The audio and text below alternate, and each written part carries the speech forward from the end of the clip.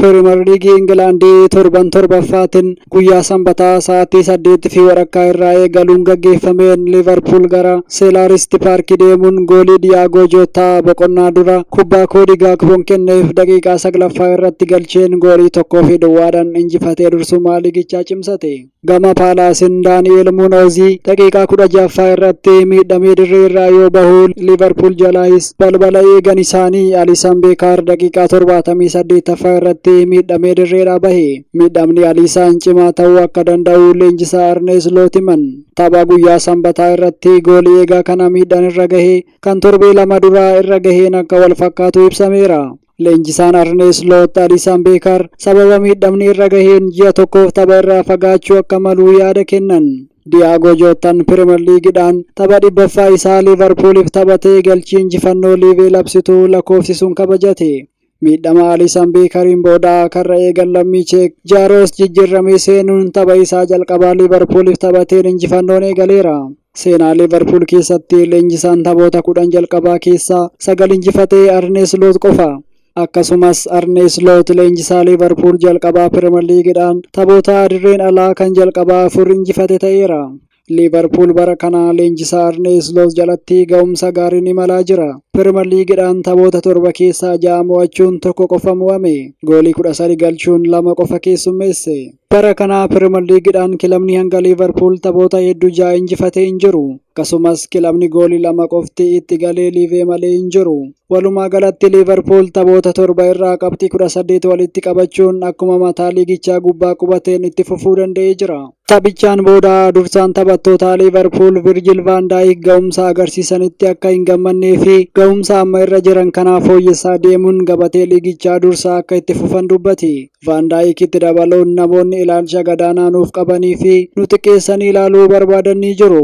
Nuti garuu isaaniif osoo hin taane hojii keenyaaf bakka qabna jedhe. Sa'aatii 11 irratti taphoota magaalota Ingilaandii garaagaraa keessatti taphatameen kilabni kaaba London Arsenal Emirates irratti Southampton waliin taphachuun goolii 3-1 injifate.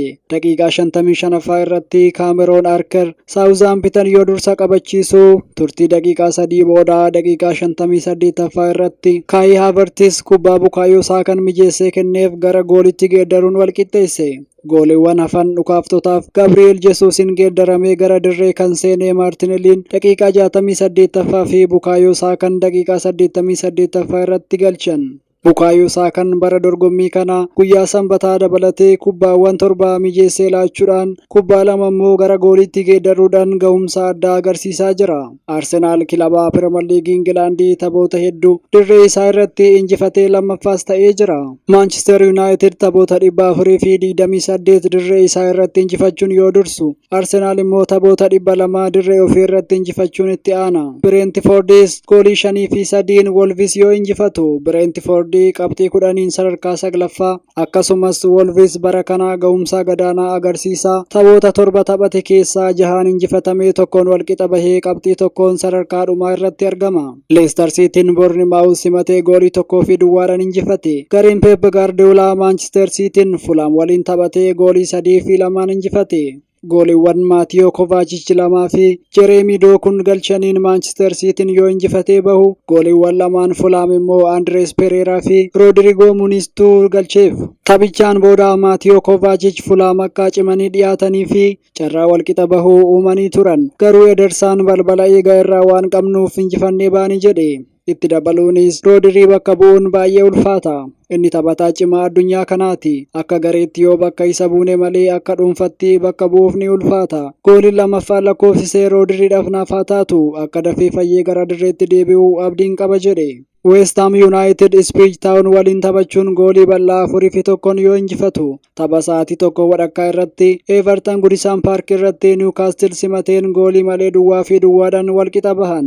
Daqiiqaa 35ffaa irratti rukuttaa peenaalitii Newcastle argate balbala eegan Everton Jordan Pickford Anthony Gordon jalaa qoluun Everton dirree isaa irratti qabxii 1 qabatee akka ba'u gargaare. Taphoota 3 kaleessa gaggeeffamaniin taphoonni 2 walqixaan yoo goolabaman Tottenham dirree isaatiin alaa imaluun injifatamee deebi'e.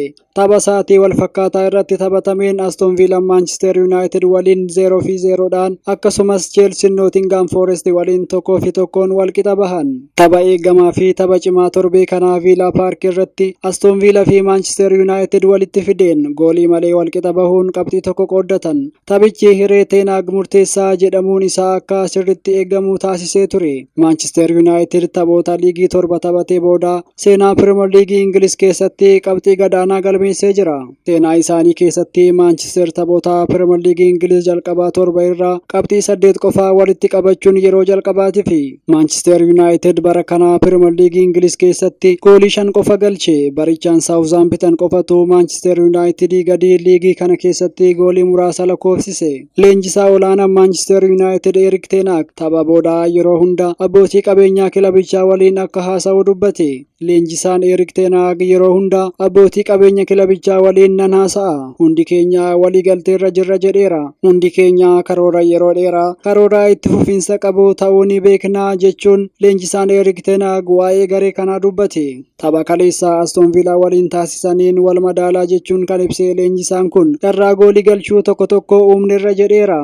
Taphni kun bara kana goolii osoo hin keessummeessin tapha afuraffaa keenyadha. Garee qindaa'aa turre. Hafuurri garee waliigalaas gaarii ture jedhee itti dabaluun tapha biraa sa'aatii wal fakkaataa irratti gaggeeffameen gareen Enzo Maresca Chelsea Stamford Bridge irratti Nottingham Forest simachuun goolii 1-1 qixaan xumuran. Chris Wood daqiiqaa 49ffaa irratti Nottingham Forest yoo dursa qabachiisu, Noni Maduken daqiiqaa 57ffaa irratti kubbaa Cole Palmer kenneef gara gooliitti jijjiiruun Chelsea dirree isaa irratti qabxii tokko qabatee akka ba'u gargaare. Cole Palmer qe'ee Chelsea keessatti dorgommii Premier League Ingilaandii bara kanaatiin goolii 6 yoo galchuu 5 immoo hiriyoota isaatiif mijeessee kenneera. Akkasumas dorgommii bara 2023-24 gooliiwwan 43 keessaa gumaacha qabaachuun taphataan isaan qixxaatu hin jiru. Taphichaan booda garee ga'umsa gaarii qaban waliin dorgomne akka gaariitti akka itti sanni beekna turre jechuun Enzo Marescaan taphichi ulfaataa fi walxaxaa ta'uu ibseera. Gareen isaa ga'umsa hawwataa akka agarsiise kan dubbate leenjisaan kun goolii eegan isaanii tapha kanaan taphata addaa ture.